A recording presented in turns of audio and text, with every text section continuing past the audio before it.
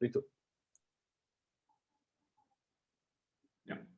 Bien, buenos días con todos. Continuamos con un día más de conferencias al Congreso Internacional de Medicina Interna y Manejo del Paciente Crítico.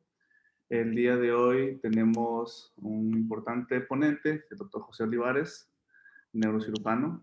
Él es neurocirujano formado en el Hospital Universitario Central de Maracay, mediante el Ministerio de Salud Pública de Venezuela, especialización en cirugía de columna por mínima invasión en el Instituto Latinoamericano de Cirugía de Mínima Invasión, Bogotá, Colombia.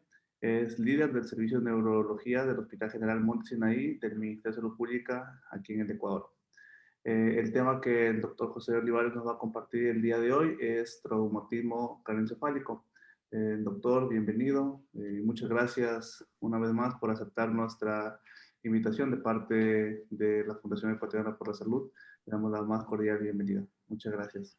Hola, ¿cómo están? Buenos días. No, gracias a ustedes por la invitación y aquí estamos para compartir sobre un tema que es cada día más frecuente tanto en Latinoamérica, en Ecuador y que causa muchas muertes a nivel mundial. Es incluso hasta más que la pandemia que estamos viviendo, pero es una pandemia silenciosa que causa pero mucho daño a las familias en el mundo y más en Latinoamérica. Gracias por la invitación. Bueno, vamos a hablar sobre traumatismo cráneoencefálico.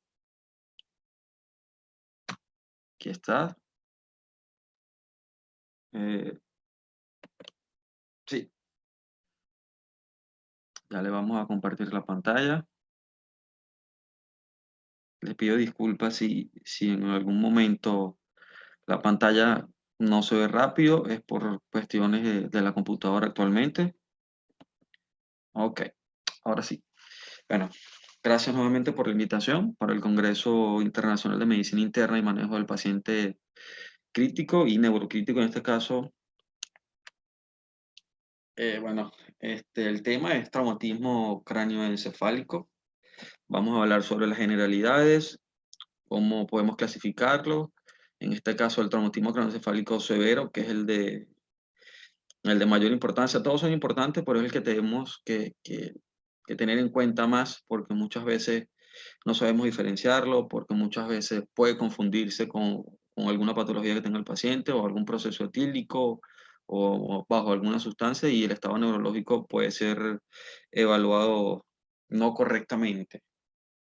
Ok, para hablar sobre traumatismo craneoencefálico tenemos que definirlo según la Organización Mundial de la Salud, que se puede definir como una alteración secundaria a una lesión traumática. Esta puede ser producida por la liberación de una fuerza externa, ya sea en forma de energía mecánica, química, radiante o una combinación de estas. Puede ser por quemaduras eléctricas, no solamente puede ser por accidente de tránsito, sino por muchas causas que la pueden generar. Incluso hay una causa que se ve en niños, que es el síndrome del niño sacudido. Esto se puede tocar más adelante y hay que tener mucho cuidado. Nosotros tratamos de hacer siempre lo posible para ir mejorando todos los años.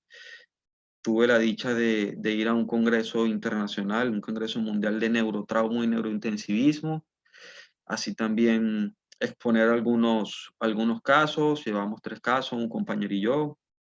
Ese fue en Bogotá en el 2016. También hice una nueva actualización en el 2018 por Global Neuro.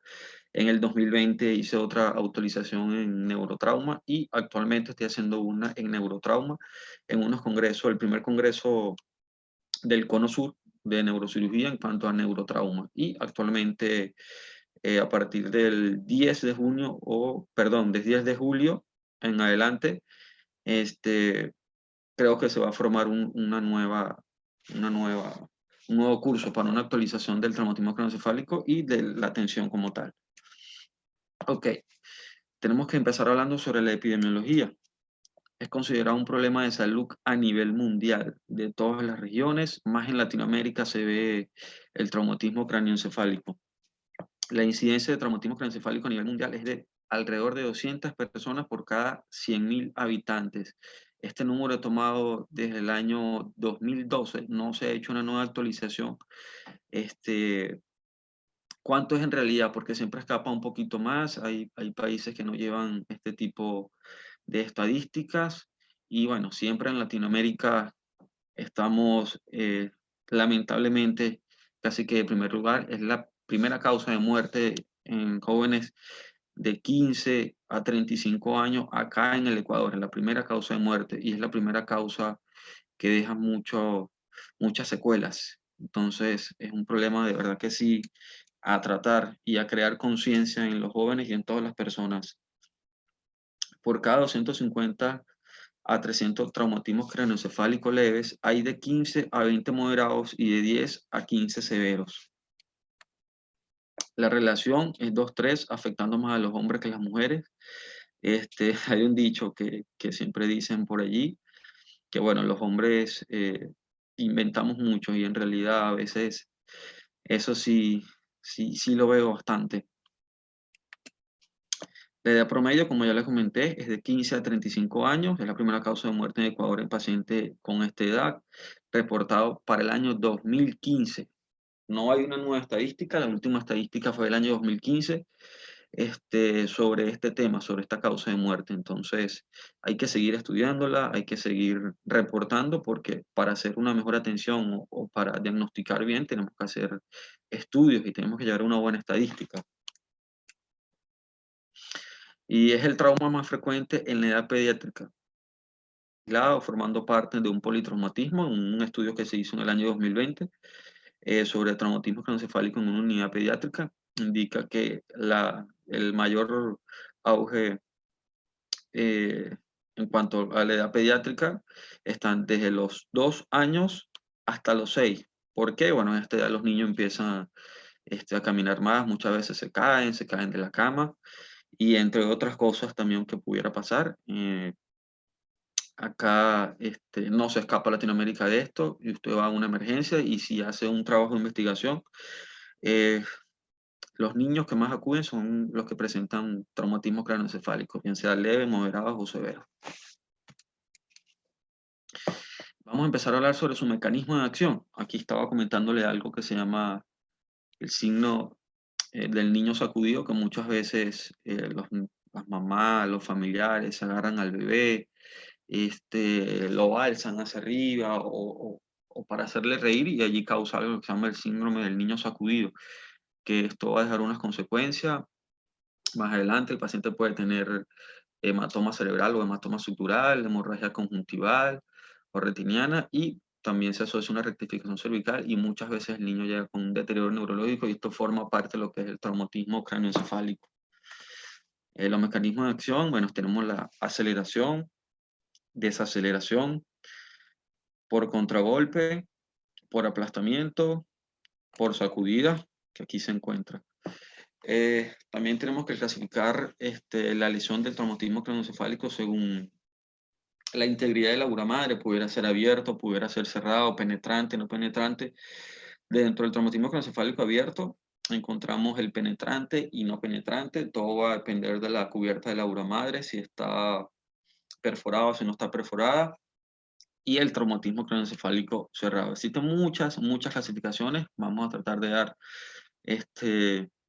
las más complejas, las más completas, las que más podemos utilizar a diario acá en las salas de emergencias.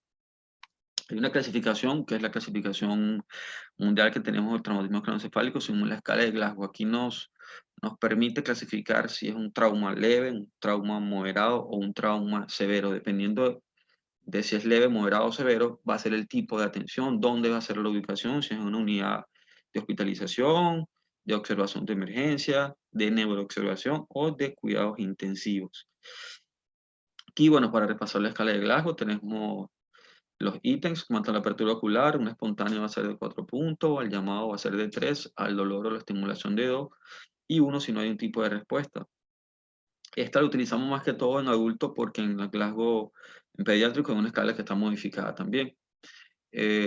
Cuanto a la respuesta verbal en puntos, el lenguaje fluido va a ser 5, una persona que está orientada siempre, una persona que está desorientada 4, palabras inapropiadas 3, sonidos guturales 2, y si no respuesta es 1.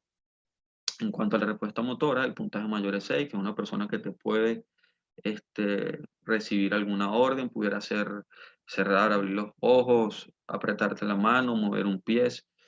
Es número 6. Localiza el estímulo 5 puntos, retira el estímulo 4 puntos, movimiento de corticación 3 puntos, movimiento de cerebración 2 puntos, y si no tiene respuesta es 1. Entonces, la clasificación por la escala de Glasgow va a ser un trauma leve de 13 a 15 puntos, una persona que, dependiendo del hallazgo posterior a las imágenes que se realicen, puede estar en el área de observación, en el área de emergencia, moderado de 12 a 9 puntos y severos de 8 a 3. Aquí sí, ya cuando es de 2 a 9 puntos, pudiéramos tenerle un área de observación, un área de neuroobservación, incluso hasta también en cuidados intensivos. Y en severos, un paciente que tiene que estar en el área de neuro-UCI o cuidados intensivos con un manejo multidisciplinario. En cuanto a las fracturas de cráneo, la podemos clasificar dentro de si es de bóveda o si es de base de cráneo, si es lineal o si no es lineal. Okay. La podemos clasificar en fracturas lineales, fracturas hundidas por ping-pong, que esta se ve más que todo en pacientes pediátricos, en estallido, en evolución y diástasis de las suturas. Ok, según su anatomía, puede ser de la bóveda del cráneo o puede ser de la base del cráneo. Según el compartimiento afectado, puede ser de fosa anterior, fosa media o fosa posterior. Sí, muy importante, la fisiopatología del trauma. ¿Qué le pasa al paciente o qué daños ocurre cuando el traumatismo craneoencefálico? Aquí podemos clasificarla. Hay un daño primario y un daño secundario. Desde el momento del daño cerebral se producen dos tipos de lesiones, las primarias y las secundarias. Intervienen fuerzas estáticas, compresivas y dinámicas por inercia. Ambos tipos de fuerza pueden motivar a deformaciones y movimientos de diversas estructuras encefálicas. No sé si se ve muy bien, aquí tengo un cráneo, un modelo anatómico donde el cráneo, por supuesto, es rígido, es algo cerrado. Entonces, si llega un golpe así, el cerebro se mueve hacia adelante, hacia atrás, incluso hacia los lados. Eso puede crear...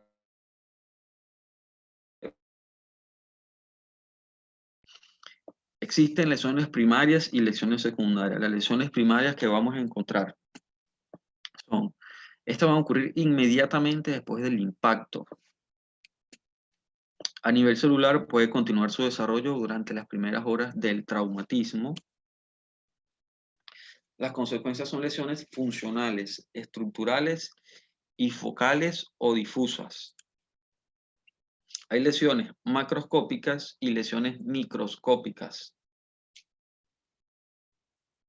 Ok, muy importante para aquellas personas que utilizan moto o algún vehículo, puede ser bicicleta también, patines, patinetas. Lo importante que es el uso del casco.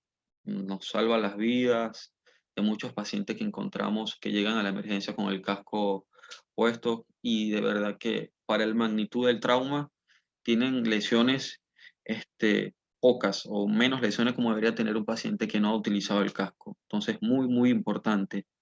Aquí encontramos dentro de las lesiones primarias la lesión axonal difusa. Anterior era clasificada como una lesión secundaria, pero ya hay una nueva clasificación. Estamos en la lesión axonal difusa. En cuanto a las lesiones primarias, esto va a depender del tiempo de evolución del paciente, dependiendo de las horas y de los estudios imaginológicos también se clasifican. Las contusiones cerebrales. Aquí el cerebro pudo haber rebotado varias oportunidades y por eso causa un sangrado a nivel cerebral. Encontramos el hematoma epidural, que en estudios anteriores, incluso mucho antes, el año 2000 decía que era la primera causa de muerte en traumatismo craneoencefálico en cuanto a hematomas. Más adelante les voy a enseñar un estudio que yo hice, ese fue en el 2016, creo, 2017, en un área donde recibimos bastante traumatismo craneoencefálico. Y bueno, ahí les voy a encontrar los resultados, les voy a mostrar los resultados de que llegamos en ese estudio. Hematoma subdural, hematoma intracerebral o intraparenquimatoso, hemorragia subaracnoidea traumática, que es la más común entre las hemorragias subaracnoideas. Ok, en cuanto a la lesión primaria, encontramos la lesión axonal difusa o el daño axonal difuso, que es producido por la alteración de la integridad y capacidad funcional de los axones, de los cuales algunos se logran recuperar y otros no. Producto del movimiento de una zona del cerebro con respecto a otra. Eso fue descrito por Kotler en 1990, Dolinac en 2005 y La Fuente en 2005. Aquí, en primera instancia, le podemos hacer una tomografía a un paciente. No podemos observar nada en las primeras 6 horas, después le haces a las 6 horas y sí, encuentras pequeñas hemorragias mínimas. Puedes encontrar a nivel de tallo cerebral, a nivel del parénquima cerebral. Ahí solo vamos a vivir en las primeras 6 horas, 24 horas o 48 horas. Estas lesiones también se pueden encontrar microscópicamente, un post-mortem también se puede evidenciar. Antes eso era el estudio, que si era daño primario o daño secundario, pero sí, es una lesión primaria. Ya está descrito ya. Cuando Random en el 2008, esta lesión se manifiesta con un coma de inicio inmediato tras el trauma. En algunas ocasiones el coma tiene una duración mayor a 6 horas, un coma prolongado, sin encontrarse alguna otra lesión imagenológica. Es como ya le venía comentando, podemos hacerle un estudio de neuroimagen desde el ingreso y no sale nada. Entonces, está indicado a las 6 horas hacerle otro, incluso a las 24 horas. También se la podemos realizar. Y afecta lo que es el SARA.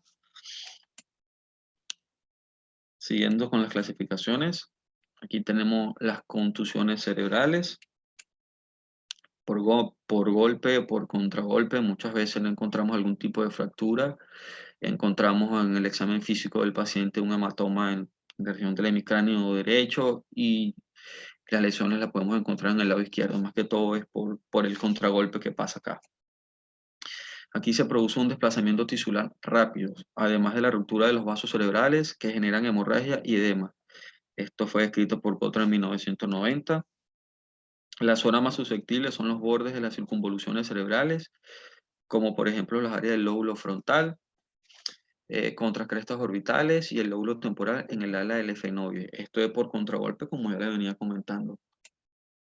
Aquí tenemos un video de un paciente que llegó al área de emergencia. Le hicimos una tomografía al ingreso y luego le hicimos una tomografía a las 12 horas porque el paciente llegó con un estado neurológico, con un traumatismo craneoencefálico leve, pero posterior a las 4 horas, deterioro neurológico, entonces se le realizó una tomografía control. Aquí podemos evidenciar lo de las contusiones cerebrales. Esta es la contusión cerebral del ingreso y una contusión temporal y múltiples contusiones frontales. Por lo general las contusiones tienden a organizarse. Entonces, este es un paciente que tenemos, aunque neurológicamente tiene un traumatismo craneoencefálico leve, por lo que observamos en las imágenes, pudiera ser un deterioro neurológico lo más pronto posible. Lo podemos detallar nuevamente. Aquí encontramos contusiones a nivel temporal, izquierdo y derecho, y múltiples contusiones a nivel frontal. Le hicimos un estudio de tomografía control, en el cual encontramos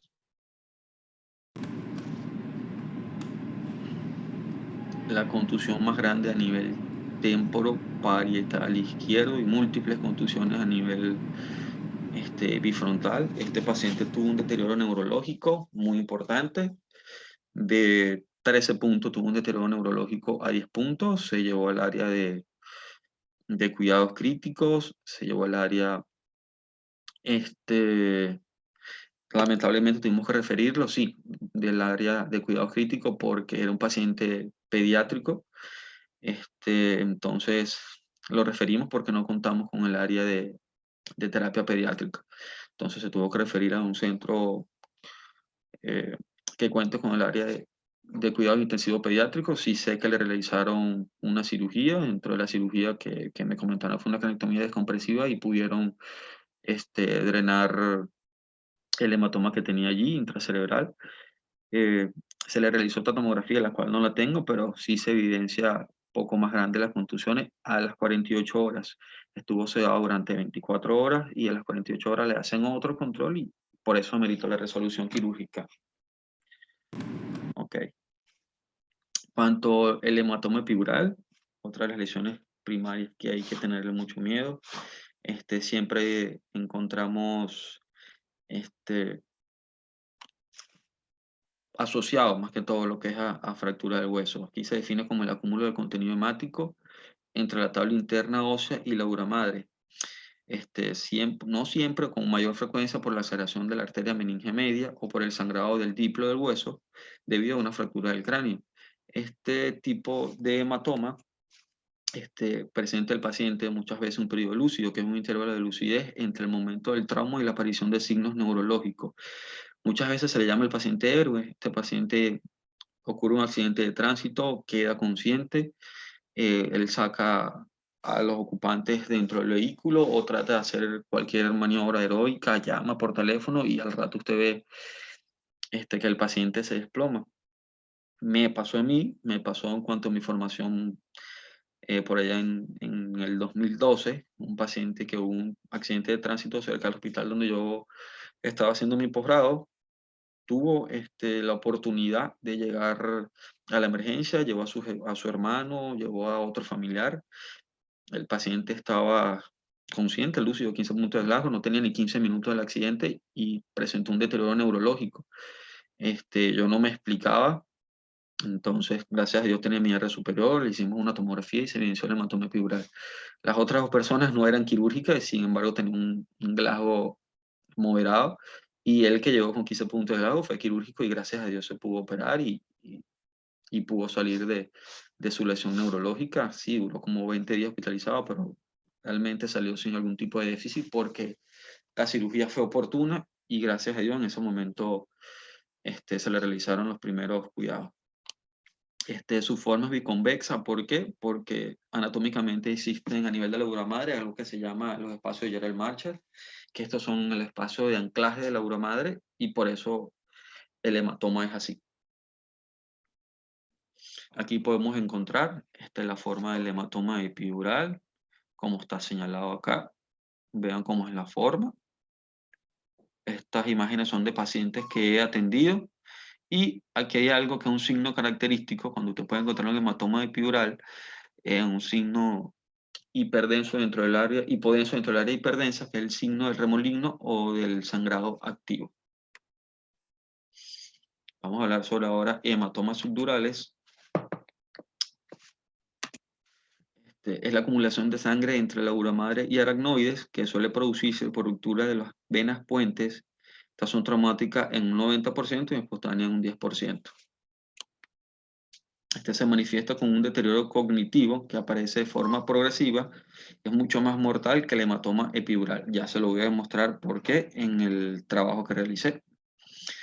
Su forma es semilunar, aquí tenemos las imágenes en la flechita, cómo la podemos encontrar.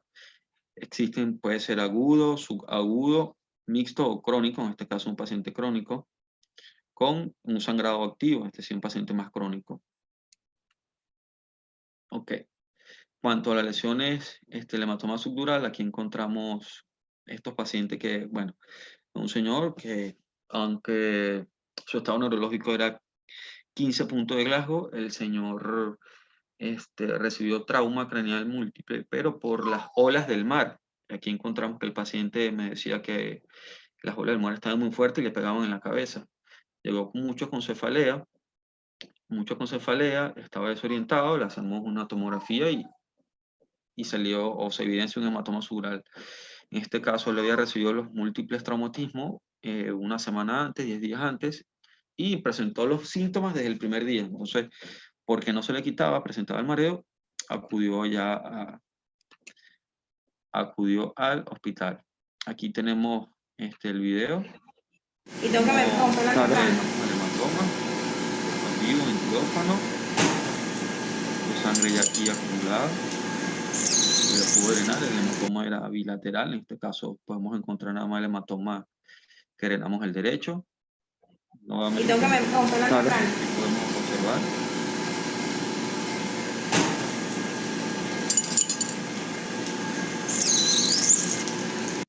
aquí encontramos un hematoma subdural. Este sí fue agudo, traumático, un accidente de tránsito. Aquí lo vamos a mostrar. Es donde se hizo la apertura del cráneo frontotemporoparietal, se hizo la apertura oral y este es el hematoma subdural. Vea cómo se ve, es diferente. Este ya tenía ya una semana de evolución y este fue el mismo día, 6 horas antes. Un paciente con traumatismo craneoencefálico severo, se le hizo su descompresiva y vea cómo se vean los coágulos de sangre. Podemos comparar ambas cirugías que se hicieron. También depende de la evolución, a cuántos días puede acudir a la emergencia.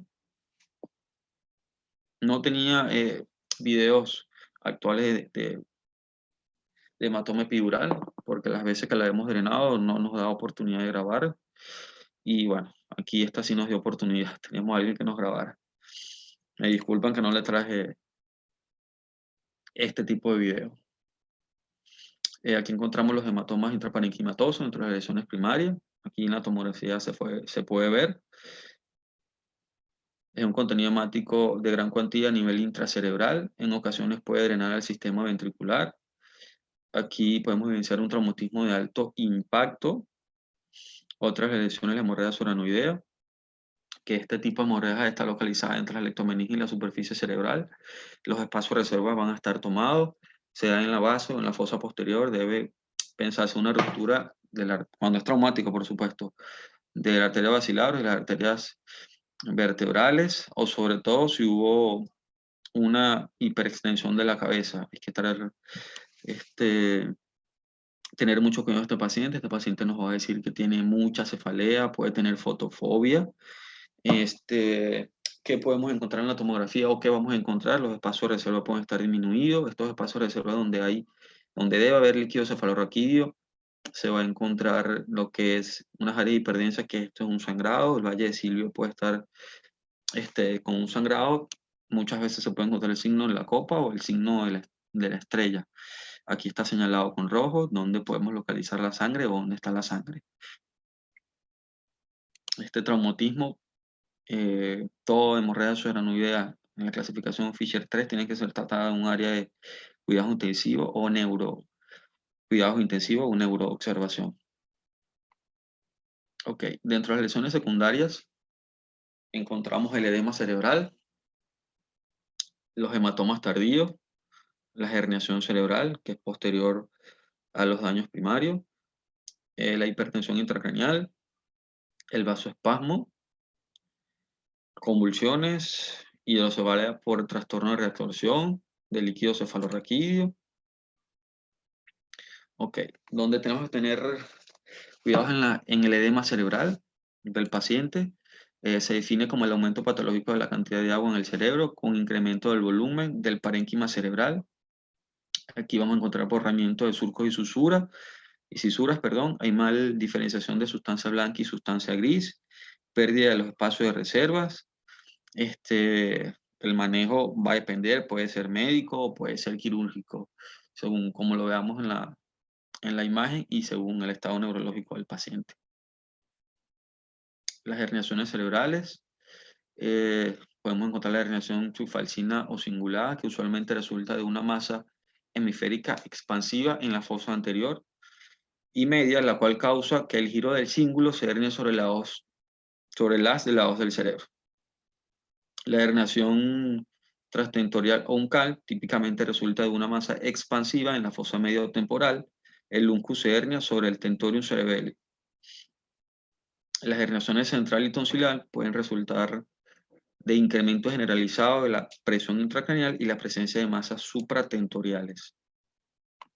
En el estudio, aquí en traumatismo craneoencefálico, valoramos al paciente por la escala de Glasgow y por la escala de Marshall, donde esta nos va a decir si hay un tipo de hematoma, si hay un tipo de masa que desplaza el parénquima cerebral, o dependiendo cuánto cc podemos medir, sí, muchas veces nos dan las tomografías como era antes en acetato, en las placas que ahí podemos medirla, ahora es en CD. También podemos hacer la medición en CD y de ahí podemos ver qué tipo de escala de Marshall es. Esta escala de Marshall la utilizamos mucho, esta la utilicé yo en mi estudio, donde podemos ver la lesión difusa, si la patología intracraneal no visible, cisternas presentes, cisternas comprimidas, o cisternas comprimidas ausentes, la lesión difusa, si hay desviación de la línea media, un hematoma mayor de densidad o mixta no mayores de 25 cc, desviación de la línea médica a 5 cc. Aquí también da lo que es el tipo de mortalidad. En mi trabajo es algo así parecido. Bueno, con la escala de Marshall utilizamos en el neurotrauma para saber cuándo operar, cuándo no operar. Claro, primero es la clínica del paciente, por supuesto, pero la utilizamos cuanto a la cirugía y siempre la estamos implementando en nuestros estudios. Ok. ¿Cómo debemos actuar ante un traumatismo craneoencefálico? Muchas las interrogantes. Quizás cuando yo me formé tenía una idea, cuando me formé como estudiante tenía una idea, cuando luego fui residente otra idea, de residente de neurocirugía fui como que mejorando la idea y de especialista veo que tengo que seguir aprendiendo sobre el traumatismo craneoencefálico, siempre nos estamos actualizando. Yo tuve la oportunidad de ir, como les comenté, al Congreso en Colombia, donde conocí a un doctor que maneja muy bien, incluso tiene libros sobre el traumatismo craneoencefálico, del cuidado del paciente con neurotrauma. Colombia se llama el doctor Andrés Rubiano, tiene libros de neurotrauma, entonces allí pude conocer a otros especialistas de neurocirugía también, que se encargan sobre los protocolos, las nuevas actualizaciones a nivel mundial sobre el traumatismo craneoencefálico. Allí vi que en Latinoamérica lamentablemente no contamos con todos los instrumentos que deberíamos, pero siempre aquí está el personal actualizándose, siempre está el personal tratando de hacerlo mejor. Sabemos que la incidencia de traumatismo craneoencefálico en Latinoamérica es más porque, bueno, mucha gente no tiene la conciencia del uso del casco, del cinturón de seguridad, entonces eso nos incrementa mucho más la demanda acá en Latinoamérica. Entonces, ¿cómo sabemos cómo lo vamos a tratar? Todo va a depender de la escala neurológica del paciente, todo va a depender de la clasificación del traumatismo y de lo que podemos encontrar imagenológicamente. Entonces, ¿cómo lo vamos a manejar? Según la clasificación del traumatismo craneoencefálico y su complicación, el traumatismo craneoencefálico leve lo podemos mantener en un área de neuroobservación, monitoreo de signos vitales, podemos utilizar diuréticos osmóticos, sus medidas generales, resolución quirúrgica si lo merecen, o si lo ameritan. Muchas veces un traumatismo leve puede tener un hematoma subdural, solamente el paciente te dice que tiene cefalea, pero es quirúrgico, puede tener fracturas, entonces se hace su resolución quirúrgica y se mantiene un área, puede ser emergencia, posterior a quirófano, un área en hospitalización, si el estado neurológico se ha mantenido, si es una contusiones cerebrales que no son quirúrgicas, se puede tener un área de observación o neuroobservación. Si es una conmoción cerebral, bueno, el paciente se le puede hacer una tomografía en 6 horas o se deja en hospitalización durante 6 horas. Todo esto va a depender de los protocolos tanto de cada país como protocolo de cada hospital. A nivel mundial, bueno, los pacientes con traumatismo craneoencefálico leve sin ninguna sintomatología o sin ningún hallazgo imagenológico, uno lo deja en observación durante 6 horas, 12 horas, dependiendo la hora, el mecanismo de trauma. Uno lo puede dejar 24 horas. El traumatismo craneoencefálico moderado, un área de neuroobservación, cuidados intermedios. Vea que en el traumatismo craneoencefálico leve ya no se encuentra cuidados intermedios.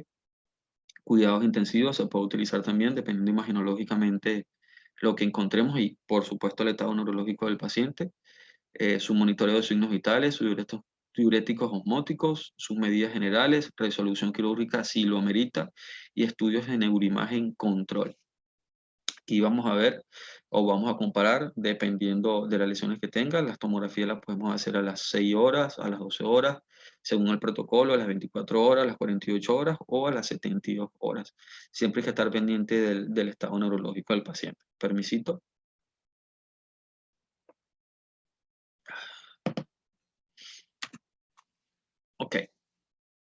Aquí encontramos, según el traumatismo craneoencefálico severo, hay que mantenerlo en cuidados intensivos, un monitoreo de signos vitales, sedación, relajación y analgesia, una ventilación mecánica. Aquí tenemos que tener al paciente en un coma barbitúrico por lo general, 24, 48 horas, 72 horas. Sus medidas generales, su resolución quirúrgica si lo amerita, evacuación de hematomas o cranectomía descompresiva, monitoreo de presión intracraneal, esto hay que utilizarlo, y los estudios de neuroimagen. La presión intracraneal lo utilizamos en todos los pacientes con traumatismo craneoencefálico severo. Se pueden hacer muchos estudios, se puede hacer el ecosonograma también para visualizar, pero eh, lo que manejamos nosotros es la presión intracraneal. ¿Cómo podemos medirla? Bueno, el paciente, todas las unidades de cuidados intensivos debería tener este tipo de material para la presión intracraneal. Para nosotros es muy importante porque esta no puede avisar si el paciente está haciendo una herniación cerebral o si amerita más de tratamiento o si amerita tratamiento quirúrgico. Y tenemos una medida en la cual podemos manejar al paciente.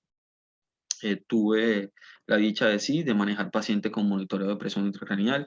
La verdad es que no fue muy bien con estos pacientes, ya que podíamos nosotros mantener la presión intracraneal del paciente adecuada donde la necesitábamos o cómo la necesitábamos y cómo la meritábamos. De estos pacientes que pudimos recientemente medir presión intracraneal, de 5 fueron quirúrgicos 2 pacientes nada más, a las 24 horas. Por uno hizo un sangrado mayor y nos dimos cuenta también, bueno, por medir la presión intracraneal, estaba en 20, estaba en 15, cuando se mantuvo en 20, se le hizo la resolución quirúrgica, el paciente mejoró, fue dado de alta, sí, con unas secuelas neurológicas, una hemiplegia, pero ya se encuentra en evolución. Y otros pacientes no lo meritaron. Gracias a Dios, y se tuvo su analgesia, se tuvo su sedación, su relajación, su control tomográfico. Posterior a 72 horas mejoraron bastante y después poco a poco se le fue realizando su protocolo de extubación. Ok, ¿cómo vamos a manejar estos pacientes? ¿Cómo lo podemos o cómo se debe manejar, cómo se debe tener el paciente? Con una PCO2 entre 30 a 35 para evitar la hipercapnia, la dilatación vascular y empeorar lo que es el edema cerebral. Presión de perfusión cerebral entre 60 a 70, la presión intracraneal menor a 20, ya con 20 ya el paciente puede tener daños neurológicos irreversibles y amerita ya resolución quirúrgica dependiendo de lo que presente y la complicación imaginológica. La saturación venosa de oxígeno mayor de 50, la oxigenación tisular local mayor a 15 a 20 y la glucosa hasta 150 miligramos. ¿Qué pasa? Ahorita ya encontramos con subespecialidades, lo que es neurocirujano en cuidado al paciente, neurotrauma y neurocrítico. Encontramos intensivistas, neurointensivista, neurólogo, neurointensivista. Entonces, ¿qué tenemos que hacer nosotros? Tratar de los que están en formación o los que vienen abajo, que se están formando apenas, tanto como estudiantes, como residentes, como médicos generales. Ustedes tienen que ser mejor que nosotros cada día, manejar este tema mejor que nosotros, porque con mayor frecuencia le llegue a ustedes en los centros rurales, en los centros hospitales básicos. Entonces, un mejor manejo de este paciente podemos evitar muchas complicaciones mayores y complicaciones fatales peor. Cómo nosotros hemos manejado a los pacientes, le podemos colocar un drenaje externo para drenar el líquido cefalorraquídeo, ya que esto disminuye lo que es la presión intracraneal. Aquí encontramos un sistema externo de Becker, tiene varios nombres, donde se le puede colocar al paciente intraventricular, en este caso un paciente posterior a un accidente de tránsito, hizo un hematoma parenquimatoso, hizo un edema cerebral, despasada la línea media. Entonces, ¿qué hicimos nosotros? Le colocamos un sistema externo, en este caso, y pudimos medir presión intracraneal acá y pudimos evacuar este líquido cefalorraquídeo, pudimos evacuar y ayudar lo que es a la presión intracraneal. Al paciente se le hizo una cranectomía descompresiva. Aquí, bueno, se estaba haciendo ya se estaba implementando la cranectomía descompresiva poco a poco, como íbamos, y el cerebro siempre nos encontramos mucho atención. Estaba muy edematizado. El anestesiólogo, gracias a Dios, nos pudo mantener al paciente bien, pero el paciente llegó crítico desde el primer momento con 7 puntos de Glasgow. Se le realizó la resolución quirúrgica, estuvo en terapia intensiva durante 5 días aproximadamente. Lamentablemente el resultado fue fatal, el paciente falleció, pero se le hizo todo, se pudo mantener su presión intracraneal dentro del límite normal, pero por las complicaciones y por el trauma y el mecanismo, y más que todo la atención que no llegó al momento, sino 72 horas después, lamentablemente, bueno, no pudo mejorar el paciente. Aquí encontramos cómo vamos a drenar el líquido cefalorraquídeo. Vean cómo drenamos acá el hematoma, el líquido cefalorraquídeo que salió a tensión porque tenía hipertensión intracraneal.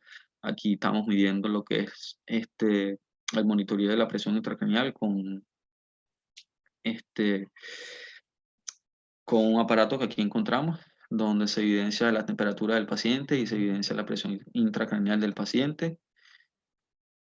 Podemos observarlo. Vamos a ver la tensión del aparato que utilizamos o el monitoreo de presión intracraneal, donde podemos evidenciar las ondas que teníamos el paciente.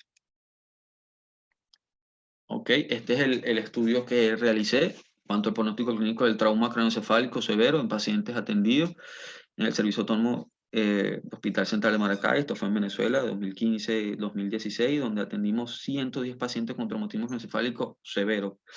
En total en hombres, fueron 80 casos, 80 hombres y 30 mujeres. La edad que atendimos fue desde los 14 años, desde los 15 años en adelante hasta los 35, con mayor frecuencia fue en hombres. No tomamos en cuenta lo que es el paciente pediátrico, solamente pacientes adultos, donde el hematoma subdural fue el más común aquí en el traumatismo craneoencefálico. De los 110 pacientes, los pacientes que fallecieron tenían hematoma subdural. Fue más frecuente el hematoma subdural en estos pacientes, lamentablemente. Aquí utilizamos lo que fue la escala de Marshall. Bueno, esto fue en un hospital realizado, un hospital tipo 4. Cabe acotar que muchos de los pacientes no llegaron en primera instancia al hospital. Muchos de los pacientes venían de otras zonas, de otros hospitales que no pudieron ser resueltos, o de otros hospitales donde no contaban con la indumentaria o no contaban con la especialidad. Y llegaban al hospital de 24 horas, 48 horas, hasta 72 horas posterior al trauma. Aquí también nos dimos cuenta, pudimos investigar muchas cosas en cuanto al paciente con múltiples, encontramos pacientes con múltiples hematomas, pacientes con hematomas, un hematoma infratentorial o de fosa posterior. Encontramos, en este caso, que no es tan común, encontramos 10 pacientes con hematoma de fosa posterior. Gracias a Dios todos los pacientes salieron bien, llegaron, gracias a Dios, llegaron oportunamente y fueron cerca del hospital, fue en el área donde se encuentra el hospital. Esto es muy importante. Aquí mis compañeros me decían que bueno, a ellos no les había tocado, y a mí sí. Yo pude drenar bastante hematoma de fosa posterior y gracias al apoyo de mis especialistas en ese momento. De acá llevé el trabajo al Congreso Mundial de Neurotrauma y Neurointensivismo. Aprendimos muchas cosas de este trabajo. Entonces siempre hay que estar diciendo, o siempre hay que estar recomendando a todos ustedes seguir estudiando, seguir llevando trabajo, seguir investigando, porque de aquí sale la mejor atención para los pacientes, de aquí sale el mejor, la mejor atención para el paciente, y siempre nosotros tenemos que estar en constante aprendizaje. Como les comenté, bueno, igual yo me sigo actualizando, formo parte de lo que es el AO Trauma, AO Columna de Global Neuro, que estoy inscrito allí, la Federación Latinoamericana de Neurocirugía. Incluso ustedes pueden acceder allí, solamente pueden seguir las redes sociales de la Sociedad Latinoamericana de Neurocirugía.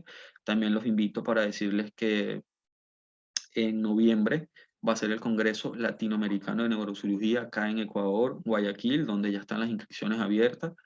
Va a haber panel para estudiantes de medicina, para residentes médicos generales, para residentes de posgrado, temas libres, para especialistas. Yo voy a llevar un trabajo allí también.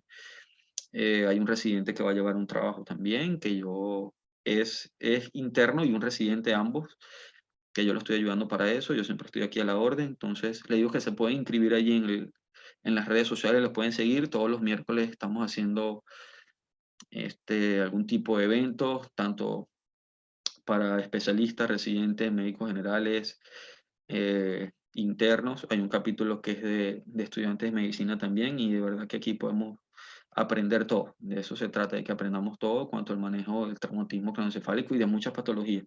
Solamente traté de traer lo más entendible posible de esta patología. Y aquí podemos decir que sigue siendo un problema de salud pública a nivel mundial, donde no nos escapamos de ello, donde aquí en Ecuador lamentablemente sigue siendo la primera causa de muerte. Hay muchos traumatismos craneoencefálicos diarios, y bueno, imagínense, muchas veces no nos damos abasto para todo, pero aquí estamos trabajando siempre para eso y seguir investigando, seguir implementando áreas según la Organización Mundial de la Salud. Para el año 2030, todo hospital debe contar con un área de neurotrauma. Todo hospital debe contar con un servicio de neurocirugía, por lo menos para neurotrauma, que es lo más importante, y para este tipo de cirugía de neurotrauma. Insistir en el sistema de salud pública, contar con un área de neurotrauma y servicio de neurocirugía, esto es a nivel de Latinoamérica.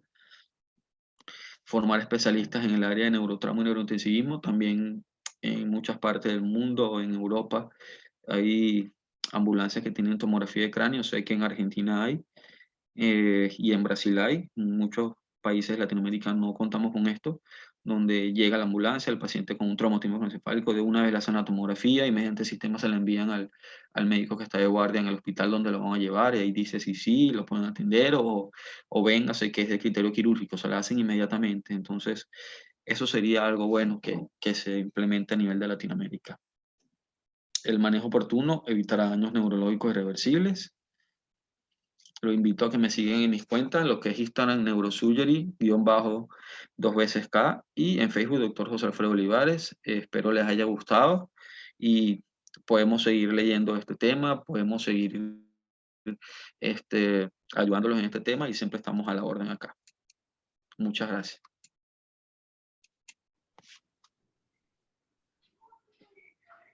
Listo, doctor. Muchísimas gracias por su intervención. No, creo que me mantuve Perfecto. en el tiempo, traté lo más posible de